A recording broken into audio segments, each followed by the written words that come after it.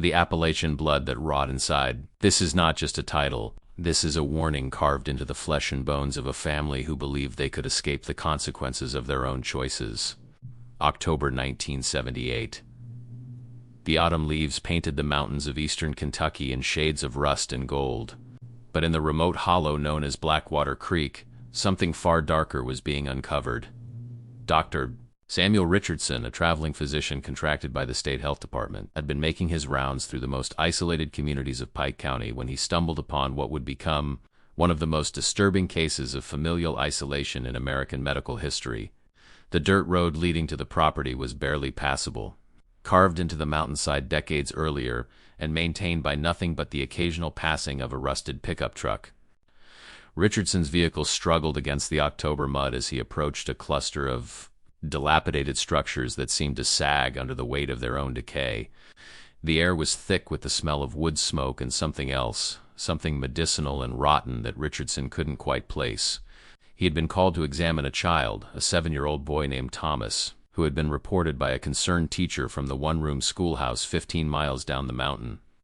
The teacher, Mrs. Eleanor Grayson, had described the child as severely developmentally delayed, with physical abnormalities that concerned her deeply. But nothing in her report had prepared Richardson for what he would discover. The main house was a weathered wooden structure, its roof covered in moss and its windows clouded with decades of grime. As Richardson knocked on the warped door, he noticed the silence. No birds sang in the surrounding trees. No dogs barked. The hollow seemed to exist in its own pocket of muted reality, as if sound itself was reluctant to enter this place. The door opened slowly, and Richardson found himself face to face with Martha Holbrook, a woman who appeared to be in her 60s, but whose birth records would later reveal she was only 42 years old. Her face was a roadmap of hard living, with skin that sagged prematurely and eyes that held a mixture of suspicion and resignation. Behind her, Richardson could see movement in the shadows, figures that seemed to withdraw deeper into the house as his presence registered. "Mrs. Holbrook? I'm Dr. Richardson from the county health department. I'm here about Thomas." Martha's jaw tightened, but she stepped aside to let him enter. The interior of the house was dim, lit only by the pale afternoon light filtering through dirty windows and the glow of a wood stove in the corner. The smell Richardson had noticed outside was stronger here, a combination of unwashed bodies, old cooking grease, and something medicinal that he would later identify as the herbs and poultices the family used to treat their various ailments. As his eyes adjusted to the darkness, Richardson began to see them. 3 children sat on a worn sofa, their faces turned toward him with expressions of curiosity and fear. But it was their features that made Richardson's medical training kick into high gear. The oldest, a girl of perhaps 12, had a severely protruding jaw and eyes set unusually far apart. The middle child, a boy of 10, had what appeared to be a cleft palate that had never been properly repaired, and his hands, clasped nervously in his lap, showed signs of syndactyly with several fingers fused together. And Thomas, the youngest, sat between them with the glazed expression of severe cognitive impairment. His head noticeably larger than normal, with a prominent brow ridge that gave his face an almost archaic appearance. "These are your children?" Richardson asked, trying to keep his voice neutral and professional. "All mine," Martha replied, her voice flat and defensive. "And my husband's, rest his soul. James died 3 winters back. Pneumonia took him." Richardson began his examination of Thomas, noting the child's complete lack of response to basic cognitive tests. His muscle tone was poor, his reflexes abnormal, and his speech was limited to grunts and single syllables. As Richardson worked, he became aware of more movement in the house. A young woman emerged from one of the back rooms, cradling an infant whose cry was weak and mewling. The woman herself couldn't have been more than 19, but her face showed the same premature aging as Martha's, with skin that seemed to hang loosely on her bones and hair that was thin and patchy. "That's my daughter, Rebecca," Martha offered without being asked. "And her baby, little James, named after his granddaddy." Richardson felt a chill run down his spine that had nothing to do with the October cold seeping through the walls. "Rebecca is the baby's mother?" "That's right." "And the father?" The silence that followed was heavy and telling. Rebecca looked at the floor, her arms tightening around the infant. Martha's face hardened into an expression that dared Richardson to push further. "That ain't none of your concern, Doctor. You came to see about Thomas. You've seen him. He's slow, we know that, always has been. But he's ours, and we take care of our own." Richardson knew he was treading on dangerous ground, but his medical oath compelled him to continue. Mrs. Holbrook, I need to ask you some questions about your family history. The conditions I'm seeing in these children, they're not random. They suggest a pattern. What kind of pattern? A genetic pattern. One that occurs when close blood relatives have children together. The temperature in the room seemed to drop another 10 degrees. Martha's eyes narrowed, and Richardson became acutely aware that he was alone, miles from help, in a house full of people who clearly had secrets they wanted to keep buried. I think you should leave now, Doctor. But Richardson had already seen too much. As he gathered his bag and headed for the door, he noticed something he had missed before. A series of photographs on the wall, faded and water-stained, showing generations of faces. And in those faces he saw the same features repeated over and over. The same protruding jaw, the same wide-set eyes, the same evidence of genetic disorders that compounded with each generation. As he drove away from Blackwater Creek that afternoon, Richardson's hands were shaking on the steering wheel. He had spent years studying human genetics, had read countless case studies of isolated populations and the effects of inbreeding, but nothing had prepared him for the reality of it, for the human cost written on the faces of those children.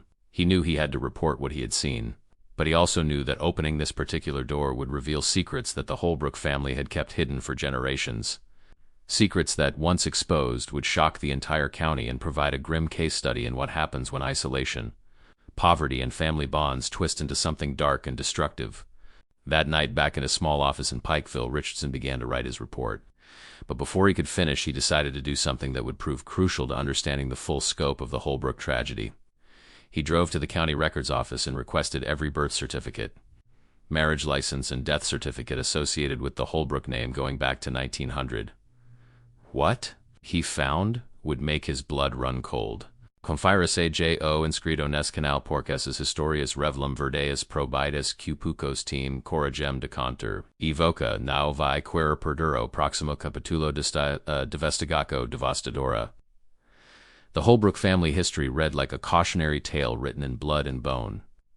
Richardson spread the documents across his desk, creating a family tree that revealed a pattern of intermarriage so extensive that it was difficult to determine where one branch ended and another began. The story began in 1904 when Silas Holbrook, a coal miner from Virginia, moved his family into the remote hollow that would bear the name of the creek running through it. Blackwater Creek was so named for the way the coal runoff stained the water, turning it dark as oil. Silas had 8 children with his wife, Mary, and when Mary died in childbirth in 1918, something in the family dynamic shifted. According to the records, Silas's oldest daughter, Ruth, who was 23 at the time of her mother's death, never married any man from outside the family. Instead, in 1920, she gave birth to a son, Jeremiah. No father was listed on the birth certificate. 2 years later, she had another child, a daughter named Sarah. Again, no father was listed. But the pattern became clearer when Richardson cross-referenced these births with other family records.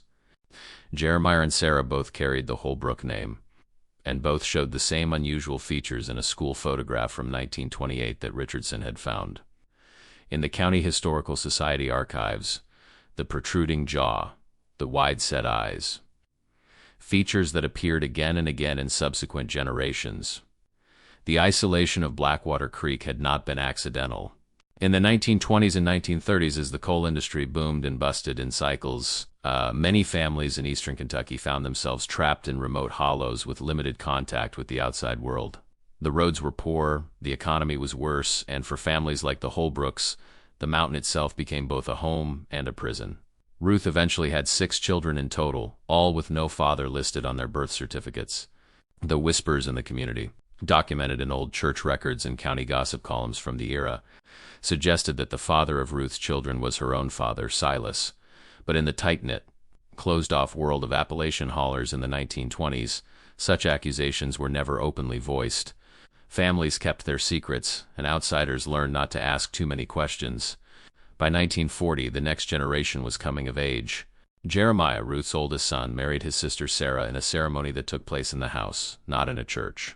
The marriage was never officially recorded, but birth certificates from the 1940s and 1950s showed that Sarah gave birth to 7 children, all listing Jeremiah as the father. This was where the genetic damage began to accelerate. When first cousins have children, the risk of genetic disorders increases significantly. But when the relationship is closer, when siblings conceive children together, the risks multiply exponentially. And when those children then have children with each other or with other close relatives, the accumulation of recessive genetic traits creates a cascade of medical problems that becomes more severe with each generation. Richardson found medical records from a traveling doctor who had visited the Hollow in 1955. Dr. Henry Walsh had noted in his journal, which had been donated to the County Medical Society, his concerns about the unusual prevalence of physical and mental abnormalities in the Holbrook family. He had observed children with microcephaly, severe learning disabilities, skeletal deformities, and what he described as a general failure to thrive that seems to run in the family line. But Dr. Walsh, like others before and after him, had chosen not to investigate further. The Holbrooks were known to be defensive about their privacy, and in an era when social services were limited and the prevailing attitude was that mountain families should be left to their own devices, it was easier to look away than to confront the truth. By the 1960s, the family had consolidated into an even tighter unit. James Holbrook, born in 1943 to Jeremiah and Sarah, married his first cousin Martha in 1961. Martha was the daughter of Jeremiah's brother Samuel, who had also married within the family. The wedding, like many Holbrook unions, was not officially recorded, but the children that followed were documented in hospital records from the rare occasions when Martha sought medical help. Their first child, a son named Jacob, was born in 1962 with severe physical deformities that the hospital records described as consistent with genetic disorders resulting from consanguineous relationships. The medical staff noted their concerns, but again took no action. Jacob lived only 3 days before dying of respiratory failure. The second child, Rebecca, born in 1963, survived but showed signs of developmental delays from infancy. The third, a son named Paul, born in 1965, had the same protruding jaw and wide-set eyes that marked the Holbrook lineage. 2 more children followed in the late 1960s, both with varying degrees of physical and cognitive impairments. And then in the 1970s, the pattern continued into the next generation. Rebecca, at age 15, gave birth to her first child. The father was not listed on the birth certificate, but the child bore all the hallmarks of severe inbreeding. Within the isolated world of Blackwater Creek, the family had become so genetically entangled that it was almost impossible to trace the exact relationships between parents and children. What Richardson was uncovering was not just a single case of inbreeding, but a multi-generational pattern that had been sustained for more than 70 years. The Holbrook family had become, in effect, a closed genetic population, with all the devastating consequences that entailed. The question that haunted Richardson as he studied the documents was simple but profound: why? Why had this family chosen to maintain such extreme isolation? Why had they continued to have children with each other even as the physical evidence of genetic damage became more and more apparent? The answers, Richardson would discover, lay in a combination of geography, poverty, ignorance, and a warped sense of family loyalty that had been passed down through generations. The Holbrooks saw themselves as separate from the rest of society, as a family unit that was complete unto itself. The outside world was viewed with suspicion and hostility, and the idea of bringing in outsiders to marry was seen as a betrayal of family bonds. But there was something else, something darker that Richardson would only fully understand when he returned to Blackwater Creek. The isolation had not been maintained purely out of tradition or ignorance. It had been enforced. Richardson returned to Blackwater Creek on a cold November morning in 1978, this time accompanied by a social worker named Linda Morrison and a deputy sheriff, Tom Bradley. They had a court order to examine all the children in the household and to determine if they were in immediate danger. The reception was even more hostile than Richardson's first visit. Martha Holbrook met them at the door with a shotgun cradled in her arms, not pointed at them, but present enough to make her intentions clear. "You ain't got no right to be here," she said, her voice hard as the rock that formed the mountains around them. "This is private property, and these are my children. You got no business interfering." Deputy Bradley, a local man who knew the reputation of the Hollow families, stepped forward carefully. "Mrs. Holbrook, we have a court order. We need to see the children and make sure they're being properly cared for. We're not here to cause trouble. You're already causing trouble just by being here, but the law was the law." And eventually Martha stepped aside, though her eyes never left the visitors as they entered the house. This time Richardson saw more of the family. In addition to the 3 children he had met before, there were 4 others, ranging in age from infancy to late teens. And there were 2 adult men, cousins of Martha, who watched the proceedings with sullen, threatening expressions. As Richardson and Morrison began their examinations, the extent of the genetic damage became even more apparent. Of the 7 children present, All showed signs of inbreeding depression. 3 had severe cognitive impairments. 4 had physical deformities ranging from facial abnormalities to limb malformations. 2 had hearing loss. 1, a 6-year-old girl named Anna, was blind in one eye and had only partial vision in the other. But what disturbed Richardson even more were the emotional and psychological conditions of the children. They were withdrawn, fearful, and showed signs of severe neglect. Their clothing was inadequate for the November cold. Their nutrition was clearly poor. And there was a quality to their interactions with the adults in the household that suggested something more sinister than simple poverty.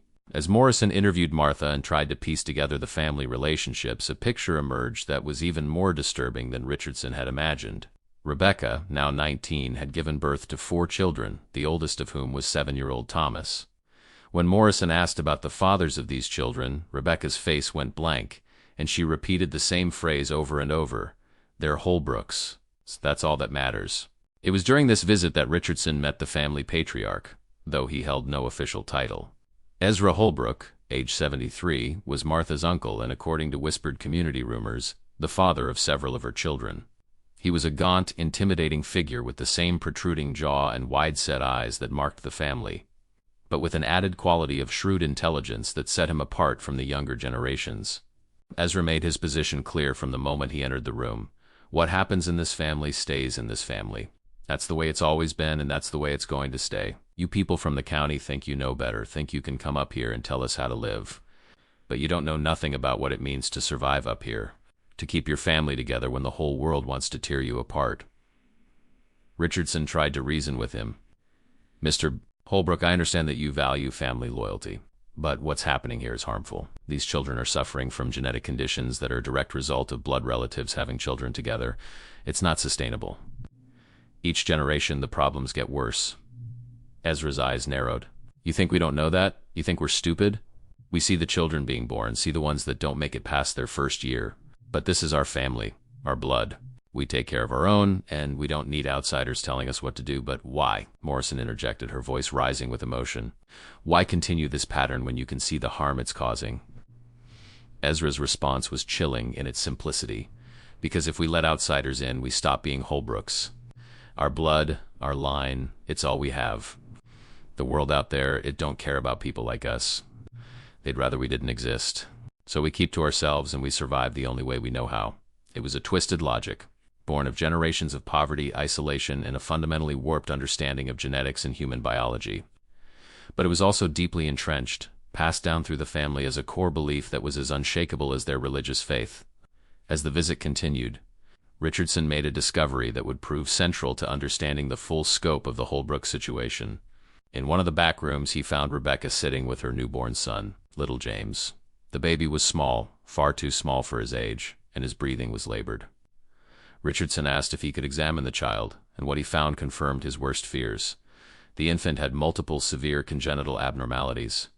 His heart murmur suggested a structural defect. His limbs showed signs of developmental abnormalities. And his facial features, even at just a few months old, already showed the characteristic Holbrook traits taken to an extreme. "Rebecca," Richardson said gently, "I need you to tell me the truth. Who is this baby's father?"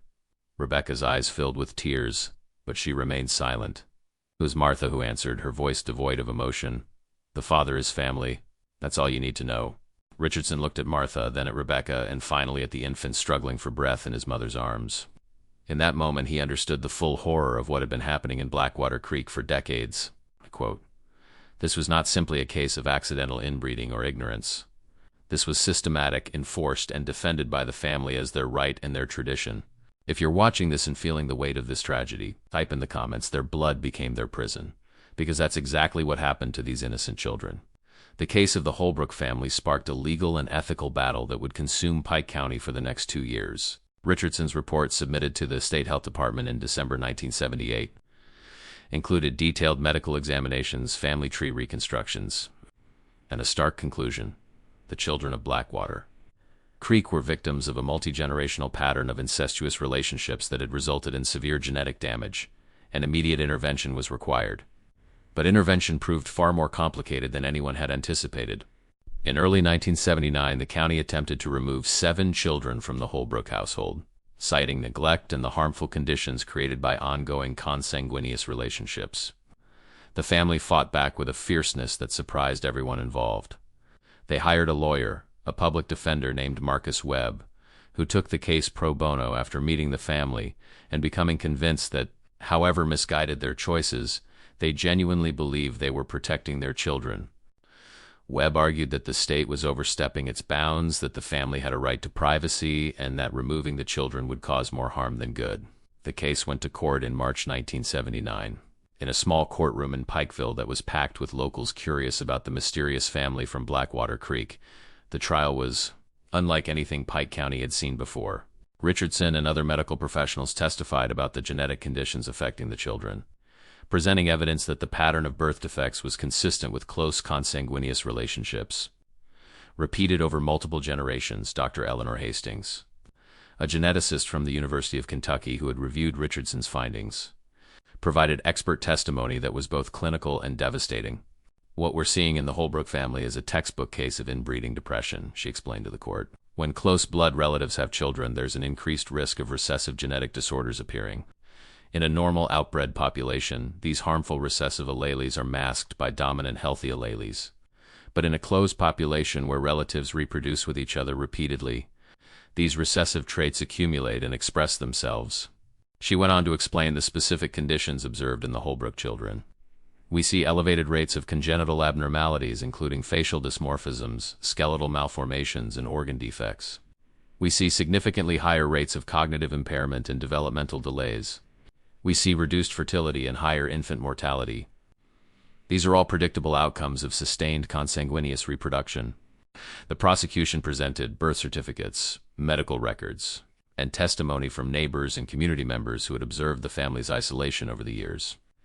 They documented the deaths of at least 12 Holbrook children in the previous 3 decades, most in infancy or early childhood, from conditions that were consistent with genetic disorders. But the defense had its own strategy. Webb called Martha Holbrook to the stand, and her testimony was a window into a worldview that was fundamentally different from that of mainstream society.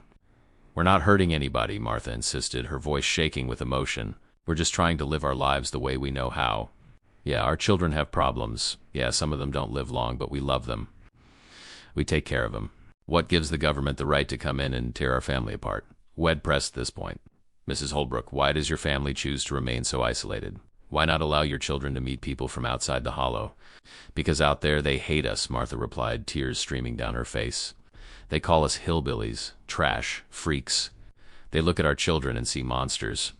At least here in our family they're loved, they're accepted, they're ours."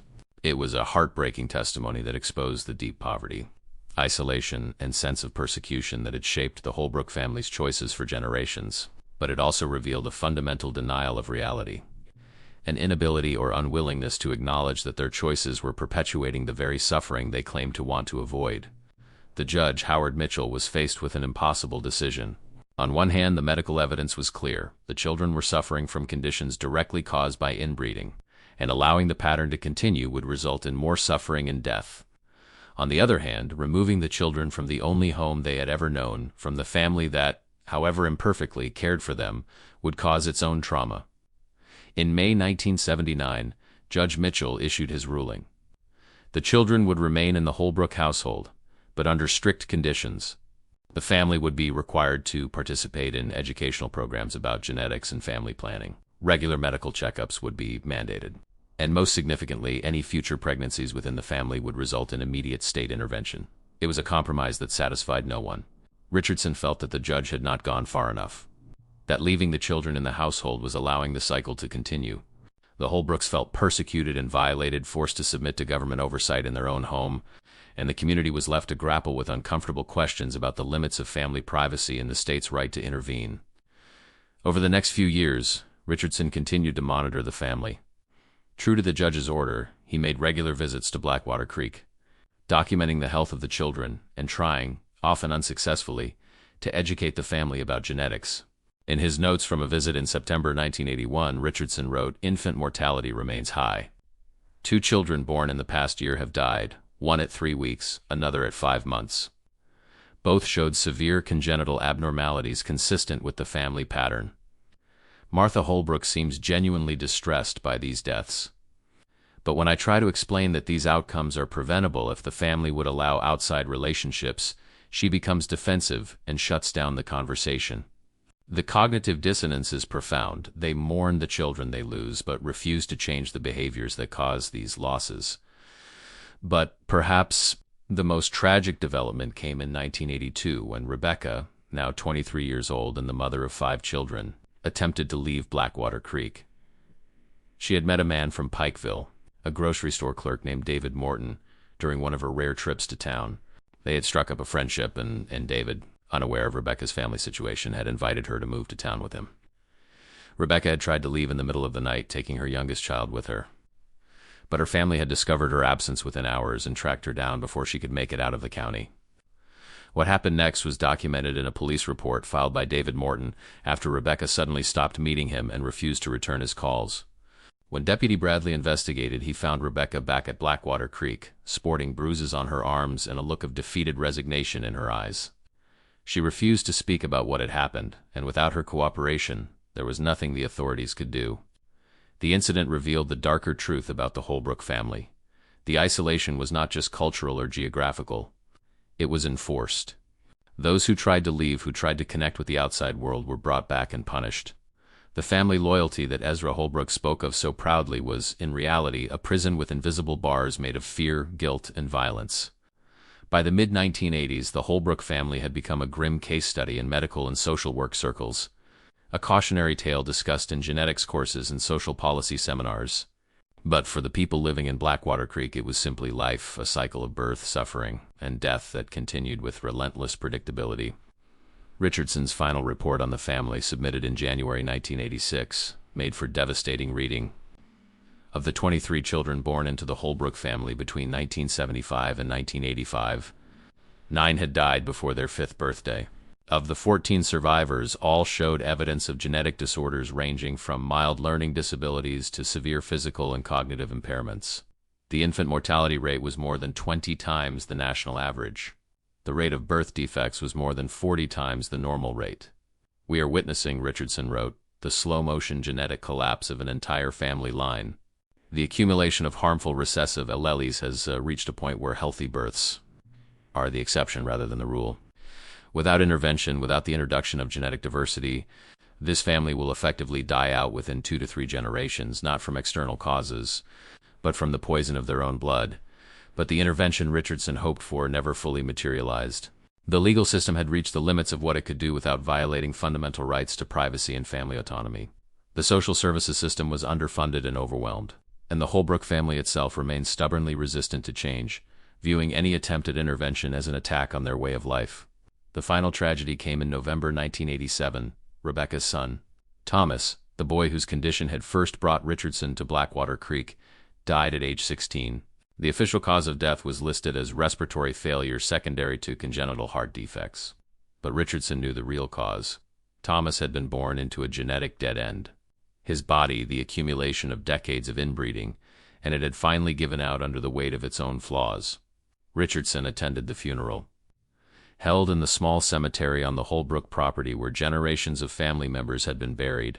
As he stood among the weathered headstones, many marking the graves of children who had lived only days or weeks, he was struck by the sheer scope of the tragedy.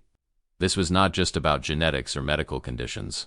This was about human beings, about children who had never had a chance to live full lives, about families trapped by poverty, ignorance, and a twisted sense of loyalty. After the funeral, Richardson had one final conversation with Martha Holbrook. She was 51 years old but looked 70, her body worn down by years of hard living and the emotional toll of watching child after child sicken and die. "Do you ever think about what might have been different?" Richardson asked her. "If your family had made different choices?" Martha was quiet for a long time, staring at the fresh grave where Thomas had just been laid to rest. When she finally spoke, her voice was barely above a whisper. "Every day," she said, "every time I hold a baby that's struggling to breathe, every time I bury a child who never got to grow up, I think about it. But thinking about it don't change nothing. We are what we are. This is what we've always been. It doesn't have to be," Richardson insisted. "Your grandchildren, your great-grandchildren, they could have different lives. If the family would just allow relationships with people outside the hollow." Martha shook her head slowly. You still don't understand, do you, Doctor? It ain't about allowing or not allowing. This is who we are. Take away our blood, our family, and we ain't nothing. We'd rather suffer and die as Holbrooks than live as something else. It was the most honest thing she had ever said to him, and it left Richardson with nothing to say in response. He realized in that moment that the battle had been lost before it had even begun.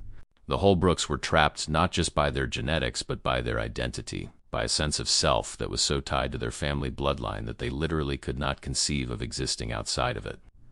Richardson left Blackwater Creek for the last time in early 1988, as his contract with the state health department came to an end.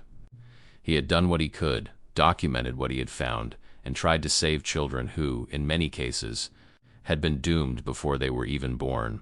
But the Holbrook family remained, isolated in their hollow, continuing the pattern that had defined them for nearly a century. In the years that followed, the story of the Holbrook family would become a footnote in medical literature, cited in papers about inbreeding depression and the genetic consequences of population isolation. But for Richardson, it remained personal, a reminder of the limits of medicine and the tragic human cost of choices made and repeated across generations. The last update Richardson received about the family came in 1993, a brief note from a social worker who had taken over his case files. The Holbrook family was still in Blackwater Creek. There had been 3 more deaths of children under the age of 5. Rebecca had died in 1991 at age 32 from complications related to childbirth. The pattern continued. As Richardson filed away the note, he thought about the title of the case study he had eventually published about the family. The Appalachian Blood That Rot Inside, a case study in multi-generational consanguinity. It was an accurate description, both literal and metaphorical. The Holbrook blood had indeed rotted from the inside, corrupted by decades of genetic isolation until it became poison to those who carried it. But the tragedy of the Holbrooks was not just medical or genetic. It was deeply human.